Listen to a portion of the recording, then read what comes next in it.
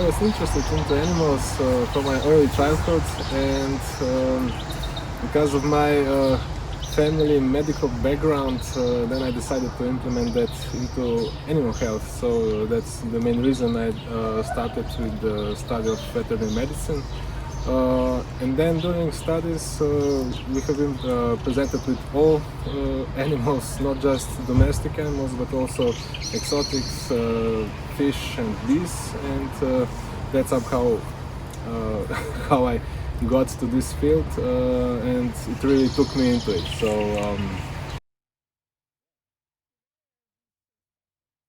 bees are special because it's a superorganism. It's not treated like an individual animal, so you must look at the whole picture. But not just that, they're really important pollinators. They have really big impact to the biotic diversity, and their health in general is endangered, especially because of the parasitic mite varroa destructor. And besides that, my fieldwork implements a lot of clinical examinations for American foulbrood and also, of course, varrosis.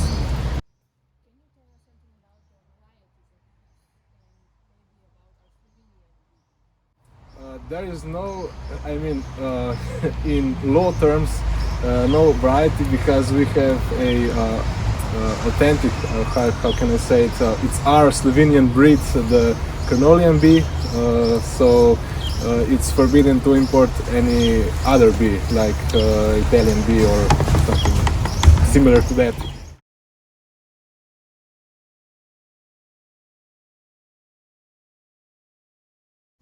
Yeah, we are implemented in many international researches.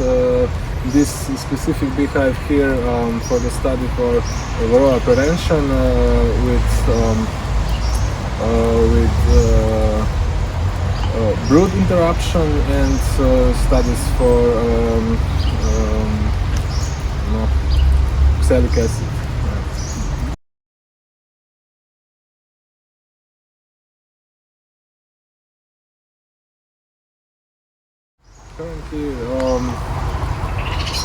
Currently I'm doing study for my PhD, but recently I wrote a paper about the Asian hornet, Vespa velutina, which is on the border of Slovenia, spreading rapidly, and it is a very big threat to our bees if it arrives. So.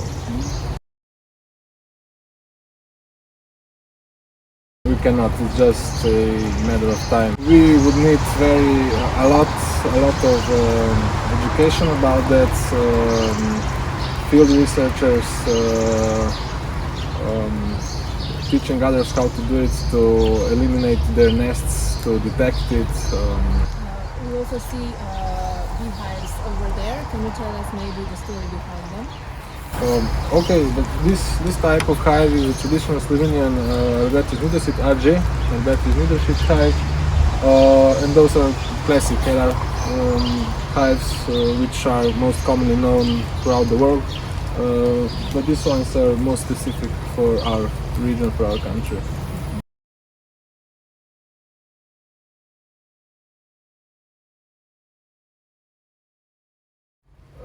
There is a lot to learn about them, even if somebody thinks that he knows all about them. It's not the case. You must live with them. Every time they make something differently, it's a really whole life learning process, and maybe if humans acted more like these characteristics, there wouldn't be so many problems, but yes, they are very specific organisms. So.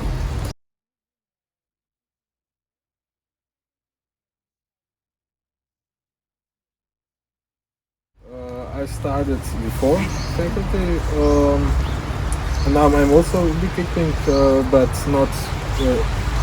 Those are not my bees. I have mine at home. So, I have my own.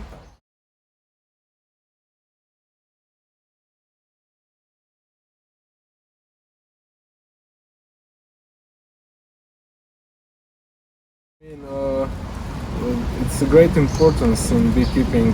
Definitely, it needs further research, further development. So we must protect bees, not just the typical economy Apis mellifera, but in general all the others, wild pollinators, which also have a very big importance in sustaining biodiversity and pollinating different kinds of plants which are implemented in our country.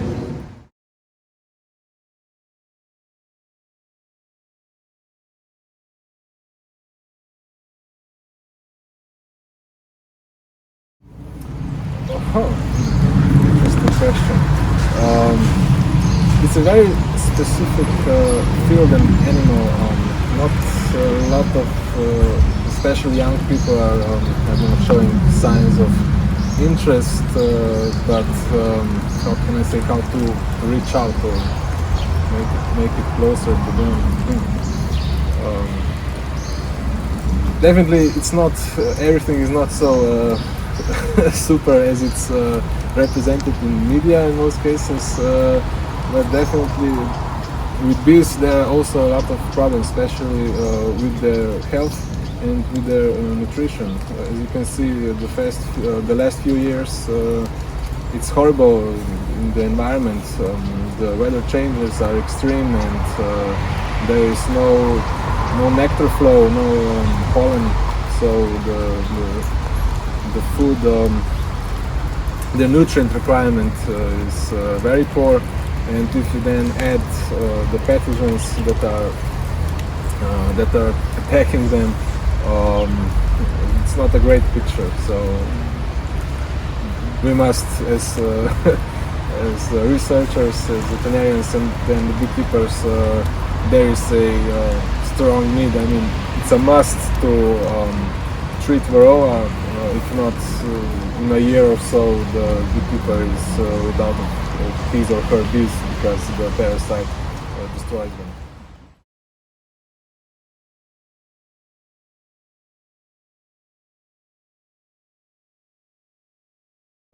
In the first step, maybe to change the work which is currently implemented in the field in Slovenia for fall brood, because we have now advanced laboratory diagnostics and we could approach differently to prevent that bacterial disease.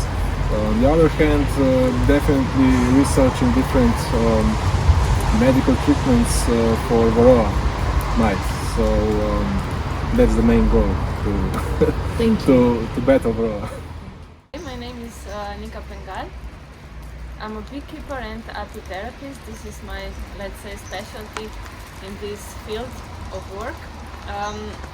First of all, I'm not a beekeeper. I'm not educated beekeeper as a high school or faculty beekeeper, but I'm an archaeologist. After my study, after I graduated, I couldn't find a job in my field of education, so I started helping older beekeeper in Karst region in Slovenia with renovating, redecorating, restoring hives. And after that, of course, I helped with wiring the frames for the bees, etc. All these winter works of beekeepers. Suddenly, of course, became springtime, and I wanted to help in a bee house, in typical Slovenian bee house with 21 hives. And that's how I started, first with helping with the mentor, and after that I also attended a course for starting beekeeping. After 1 year of being beekeeper myself, I attended a course on apitherapy because I had several health issues that I wanted to fix myself in a natural way, and that's how I became also apitherapist.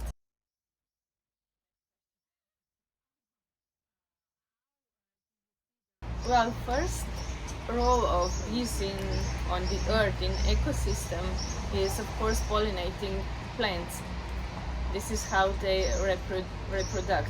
And when we started beekeeping, when we started to domesticate this wild pollinator that it used to be, Apis mellifera, which is honeybee, actually became domesticated bee, and we tried to somehow put her in a place to control her life, to control her cycle of the bee colony, how they should work.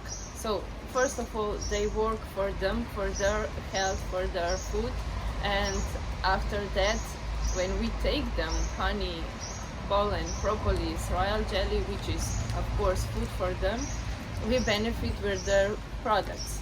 And what we can do for them is to help them to survive in this world with all these diseases that impact them, with all the other smaller animals, insects that attack them. And this is the beekeeper's role of helping bee colony. But at the same time, when we help bees, we help with pollination. I have to mention also the wild pollinators that are, let's say, for some plants are more important than our honeybees, but somehow we try to help all of them, also to wild pollinators. It depends where we live, actually, where we keep bees. Maybe even more suitable word for beekeeping is bee caring. Actually, we need first to care about bees, to keep bees. So bee caring is maybe also a word that could be used for beekeeping. It's different from our climates. It's different from our where we live locally. All the environment could be totally different on another side of the world. So in Slovenia, for example, we have 4 seasons. We have winter, spring, summer, and autumn. But in other climates, it's not the same. So somewhere could be the whole year bee season, and the bees would collect a lot of different floral honeys, and they would not stop. But in Slovenia is a big challenge how to keep bees during the winter. We need to help them to feed them in autumn so that they can live through the winter and start another life in springtime.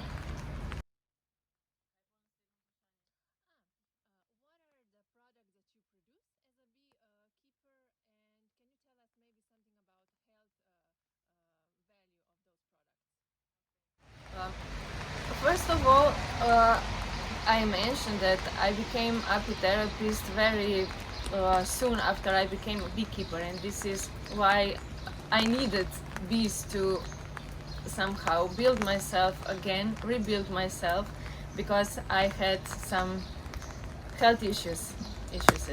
And apitherapy is actually natural approach to healing. It could be also use the word apimedicine, which means that we use bees and their products to help ourselves, to help our body to be stronger, to have better immune system.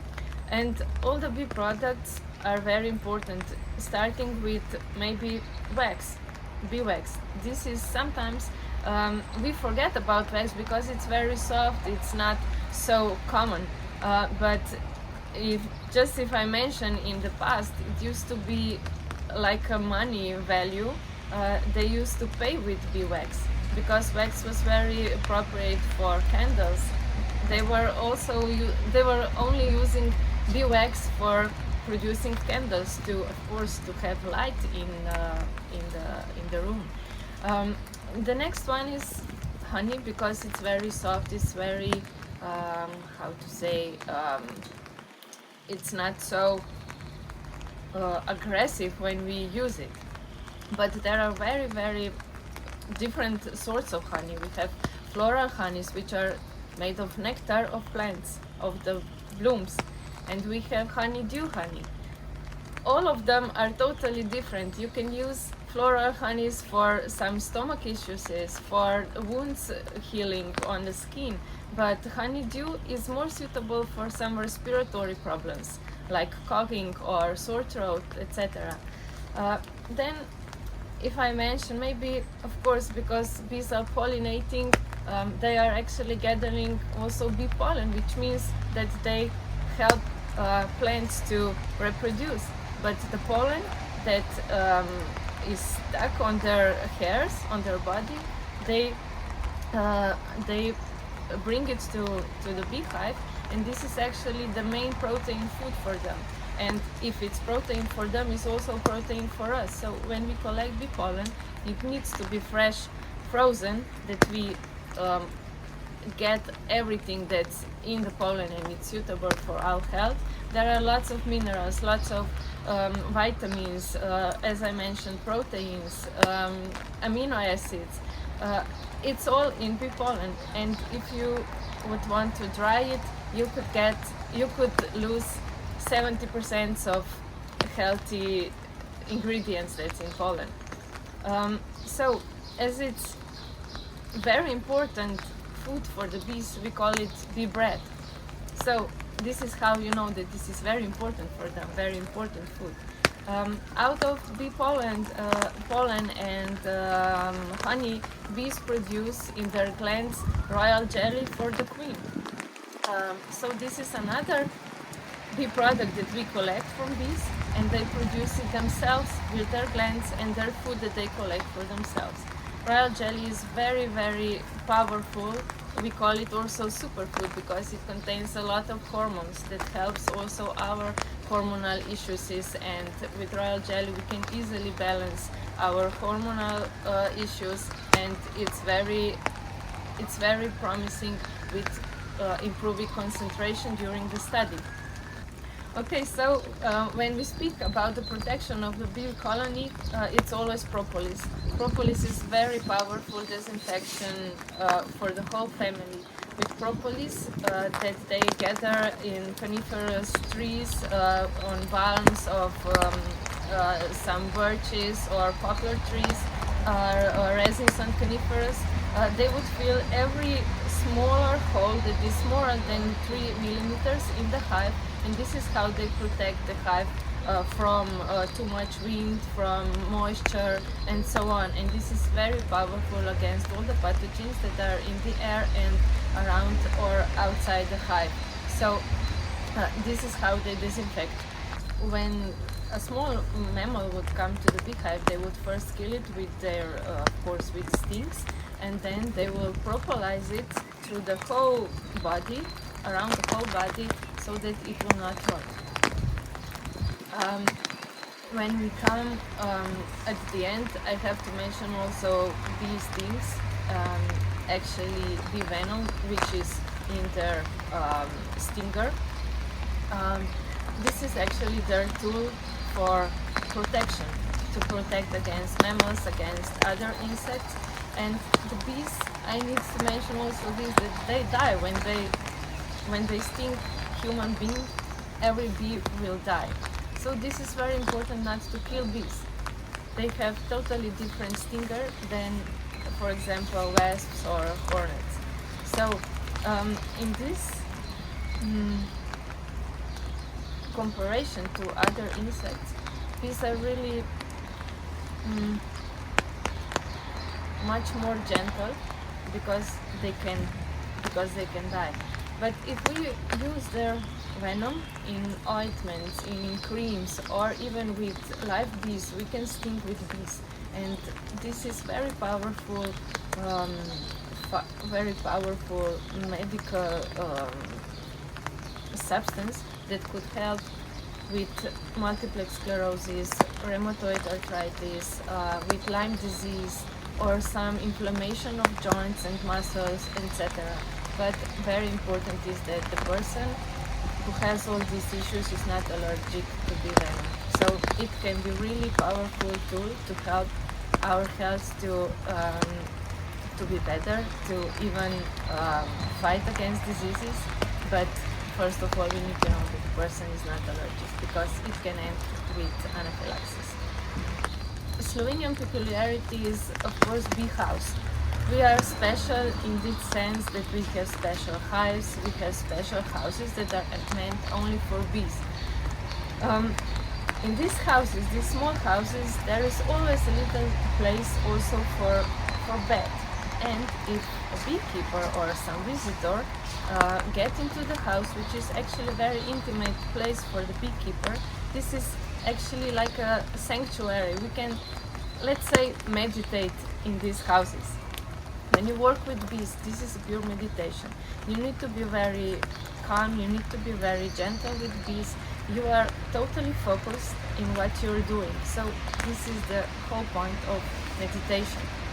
And at this time you forget about everything, because if you are not totally concentrated into what you're doing, you can easily make them nervous and you get stings.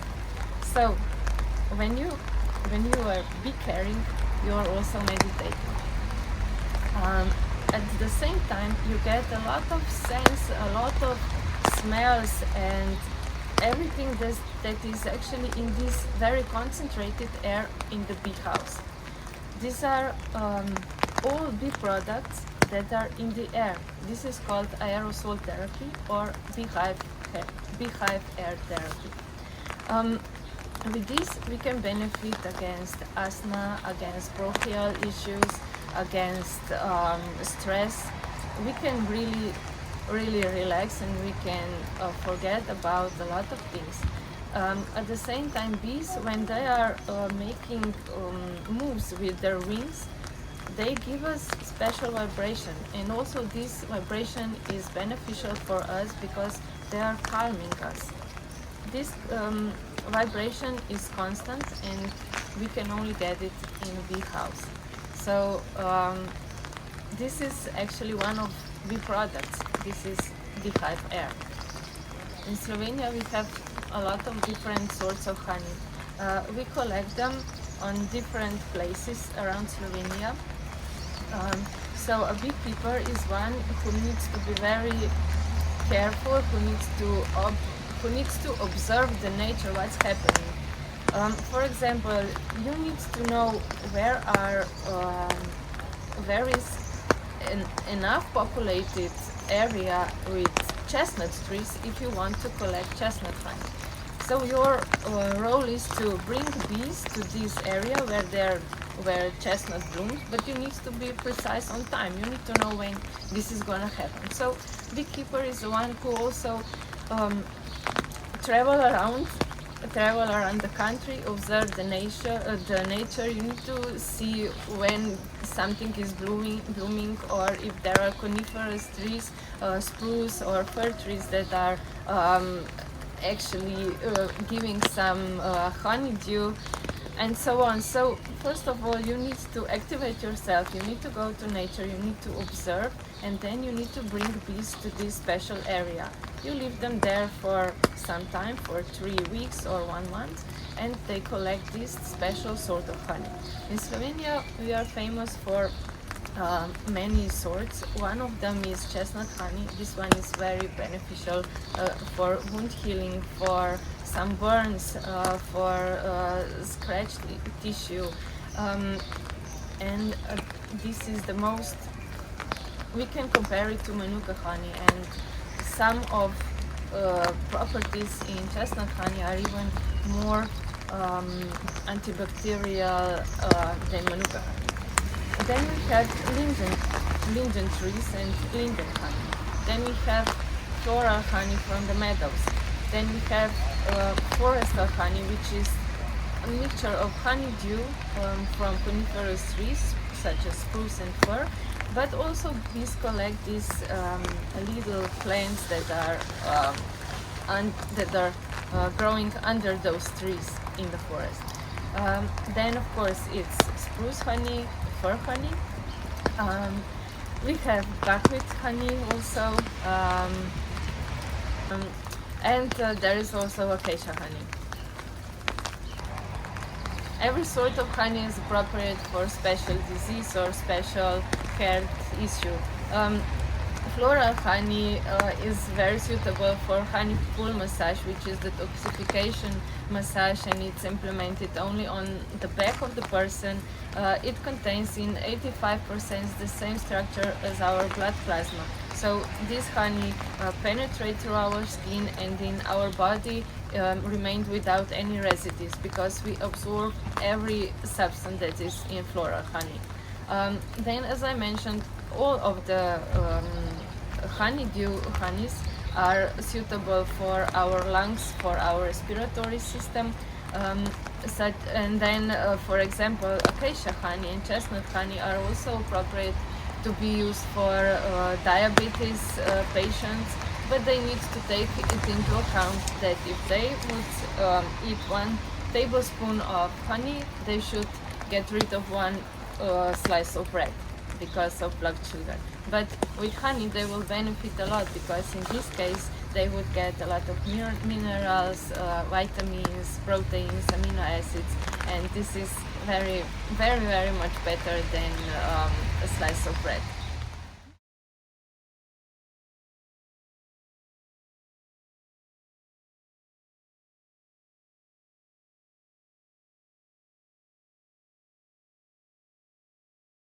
Yeah, in a bee colony there are, let's say, 1/3 of drones in the season when they are mating, 1 queen bee and other worker bees that are female bees. Actually, the queen bee is the only bee that is laying eggs, drones, that is gonna be drones and female worker bees. But at the same time, this queen is the biggest slave in the colony. It means that when she is, let's say, bad, she's not laying enough eggs or she is somehow damaged, they would not try to keep her, but the bees, the worker bees, would produce another queen bee, which means worker bees will decide which cell in the honeycomb they will feed more with royal jelly, and they will feed it until it's born, and they will decide that this is their new queen, which means that they are not very happy about this queen bee that is now the queen in the hive, and they want another one.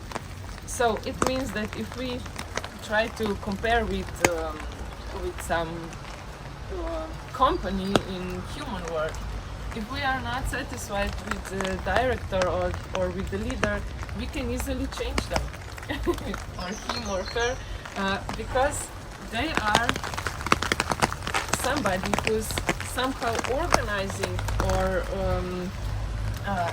they are somehow organizing the structure of the company. They are responsible for these people that are employed there, but they need to be very careful how they communicate with them, how they support them, etc. They need to be good with all the employees. So in the bee world, yes, every bee is actually important because they communicate with pheromones, and they decide what they will do with the queen, with the director of the colony. So it's the same, let's say, they are nothing if they are alone.